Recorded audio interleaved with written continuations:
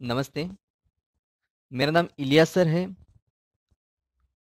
बच्चों, आज हम वसंत किताब से 7वीं कक्षा का एक पाठ पढ़ने जा रहे हैं।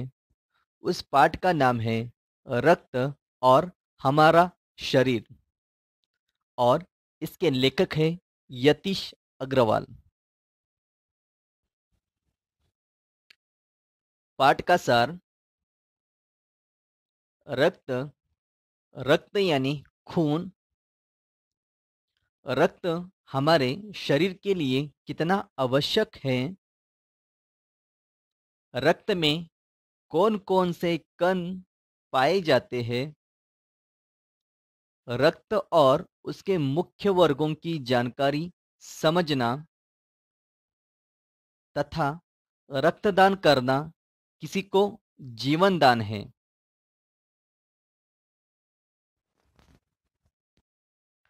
पाठ के पात्र। इस पाठ में 3 पात्र हैं।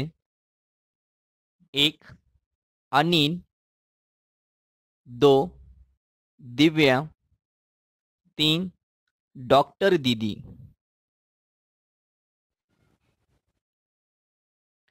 पाठ की ओर।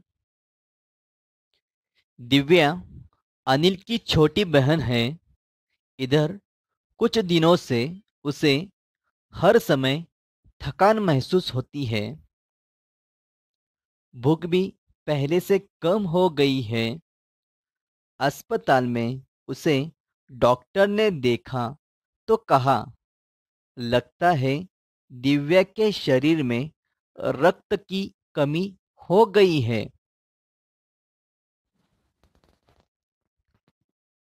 डॉक्टर दीदी ने दिव्या की उंगली से रक्त की कुछ बूंदें एक छोटी सी शीशी में डाल दी और स्लाइड पर लगा दी। फिर अनिल से बोली, अनिल, तुम कल अस्पताल से रिपोर्ट ले जाना। अगले दिन डॉक्टर दीदी सूक्ष्मदर्शी द्वारा एक स्लाइड की जांच कर रही थी। स्लाइड की जांच पूरी होने पर डॉक्टर दीदी बोली, अनिल, दिव्या को एनीमिया है।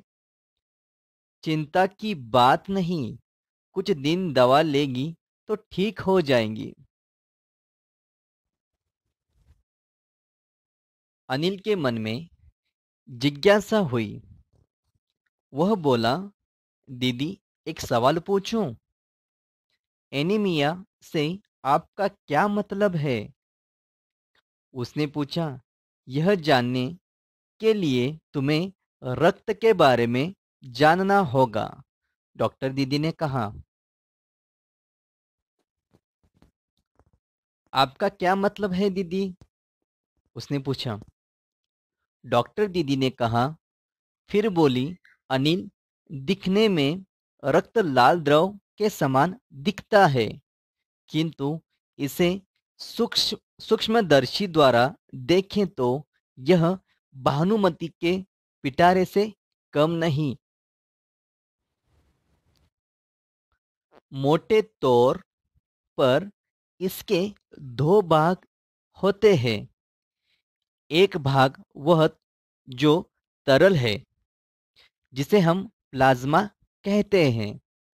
दूसरा वह जिसमें छोटे बड़े कई तरह के कण होते हैं, कुछ लाल, कुछ सफ़ेद और कुछ ऐसे जिनका कोई रंग नहीं, जिन्हें बिंबाणु प्लेटलेट कण कहते हैं।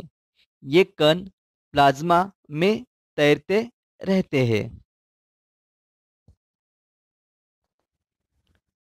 सूक्ष्मदर्शी द्वारा जो कण तुम्हें दिखाई दे रहे हैं, ये है लाल रक्त कण। अनिल आश्चर्य से उछल पड़ा था। रक्त की एक बूंद में इतने सारे कण, इसकी तो वह कल्पना भी नहीं कर सकता था। वह बोला, इन्हें देखकर तो ऐसा लग रहा है मानो बहुत सी छोटी छोटी बालूशाही रख दी गई है। रक्त की एक बूंद में इनकी संख्या लाखों में होती है। यदि हम 1 मिलीमीटर रक्त लें तो उसमें हमें 40 से 55 लाख कण मिलेंगे। इनके कारण ही हमें रक्त लाल रंग का नजर आता है।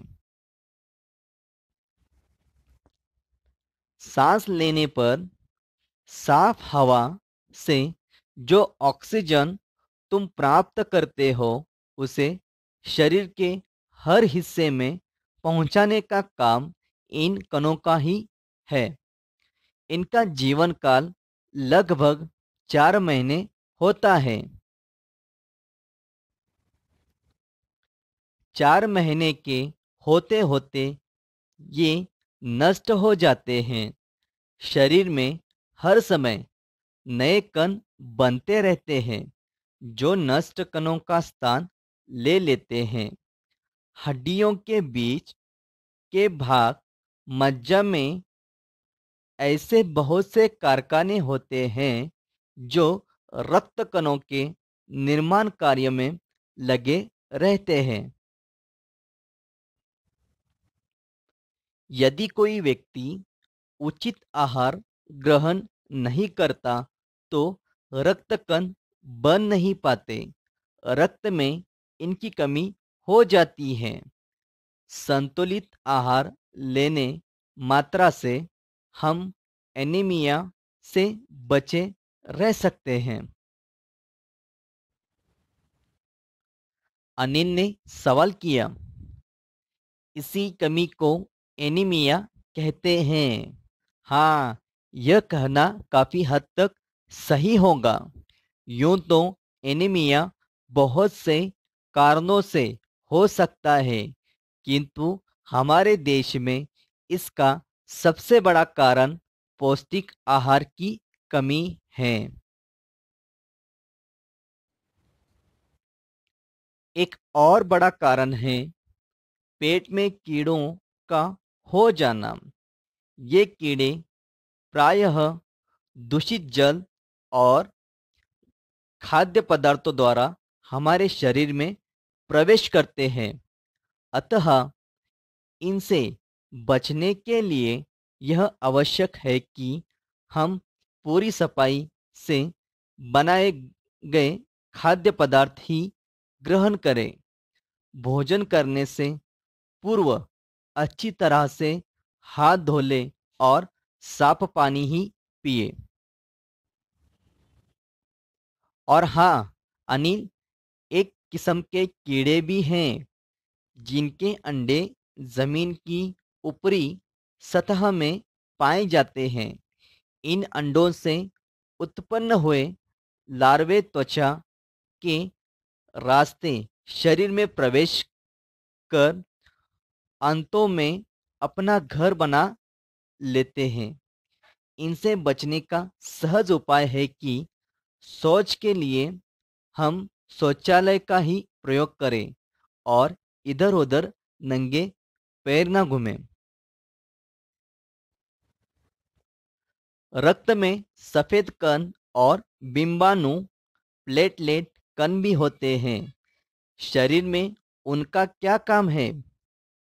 दीदी बोली, सफेद कण वास्तव में हमारे शरीर के वीर सिपाही हैं। जब रोगाणु शरीर पर धावा बोलने की कोशिश करते हैं तो सफेद कण उनसे डटकर मुकाबला करते हैं और जहां तक संभव हो पाता है रोगाणु को भीतर घर नहीं करने देते। बीमाणु का काम है चोट लगने पर रक्त जमाव क्रिया में मदद करना।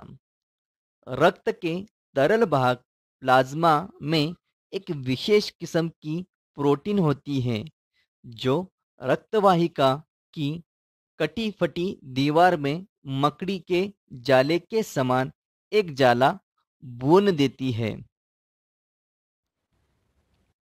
विषाणु इसी जाले से चिपक जाते हैं और इस तरह दीवार में आई दरार भर जाती है, जिससे रक्त बाहर निकलना बंद हो जाता है।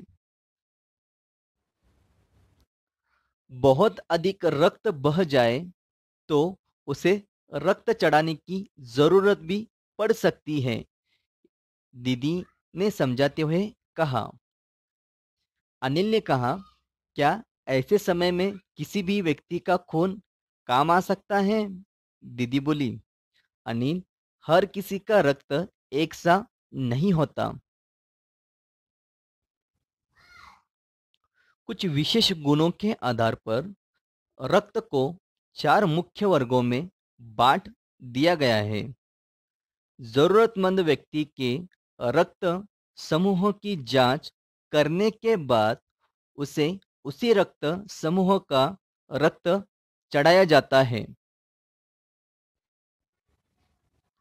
लेकिन जरूरत के समय यदि उस रक्त समूह का कोई व्यक्ति मिले ही नहीं, तब ऐसी आपात स्थिति के लिए ही ब्लड बैंक बनाए गए हैं। प्रायः हर बड़े अस्पताल में इस तरह के बैंक होते हैं, जहां सभी प्रकार के रक्त समूहों का रक्त तैयार रखा जाता है। किंतु इन ब्लड बैंकों में रक्त का भंडार सुरक्षित रहे, इसके लिए यह आवश्यक है कि हर समय समय पर रक्तदान करते रहें।